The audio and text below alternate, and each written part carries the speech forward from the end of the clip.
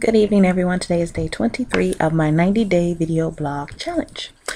Um, I had a conversation with my mom today, and we were just talking about parenting in general and how hard it can be at times and how difficult it can be to actually follow through with the things that you say to your children. Like when you tell them that they're on punishment and they can't watch TV or they can't go to the show or out to the mall or whatever the case may be, and how hard it can be at times to keep up with it, but also how important it is to keep up with it. When we tell our children these things, we have to follow through with it. We have to keep up with it. If we put them on punishment, we have to see to it that it gets done. And it can be very difficult sometimes for the parents.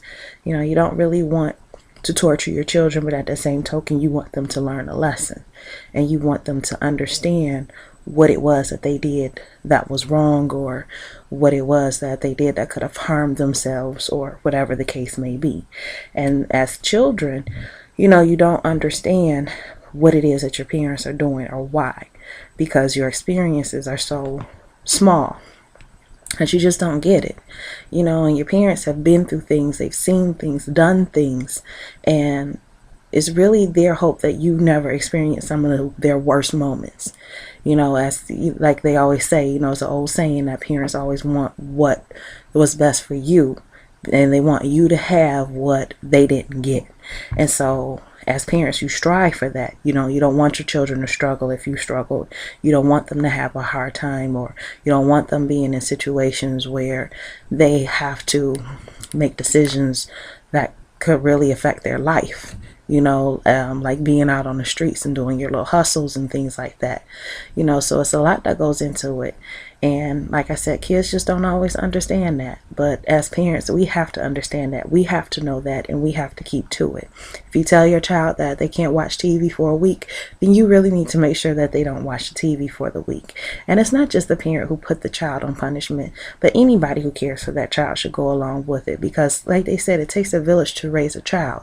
And even though we've strayed away from the whole village ideal, this is still a village raising your child.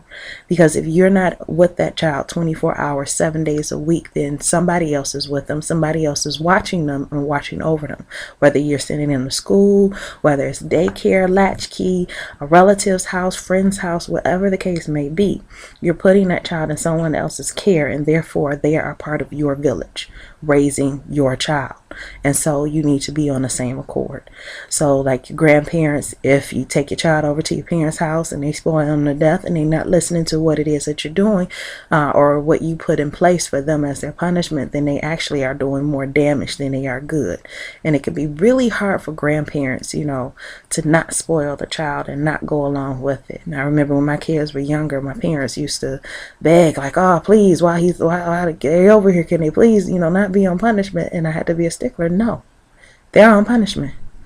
You have to do some things that hurt your soul. Like there was a couple of Christmases, and I think even a birthday, that my oldest son didn't get anything but clothes and books, because that's what I told him he was going to get because of his behavior in school and because of him fighting and things like that. And sure enough, 2 Christmases and a birthday, he got clothes and books, and that was it. And it did hurt me. I wanted him to have more, but at the same token, I also knew what my main goal was and what my main focus was, which is I told my children, there's 3 things I'm not doing with you. I'm not going to jail to visit you. I'm not going to the hospital to see you because you got caught up in some dumb mess. And I'm not burying you. So with those things I kept in my head and kept in my mind, that's what I raised my children with. Those ideals that I raised them with. The fact that this is not going to happen. I'm not doing this, which means you are not going to be in these situations. And I thank God every day that my children have not been in those situations, and I pray for his continued blessings that they never are. So, but you do have to be a stickler, and although it's hard and sometimes it hurts your soul, in the end, it's what's best for your child. And that's what your job is as a parent, is to do what is best for your child.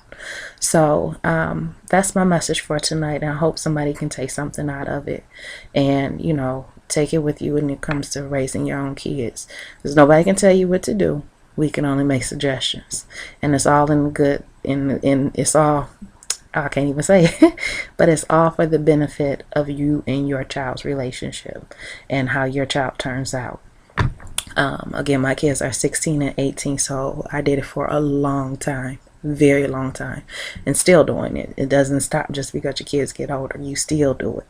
So, but that's it for tonight, and I will talk to you guys tomorrow. Be safe and be careful and stay warm.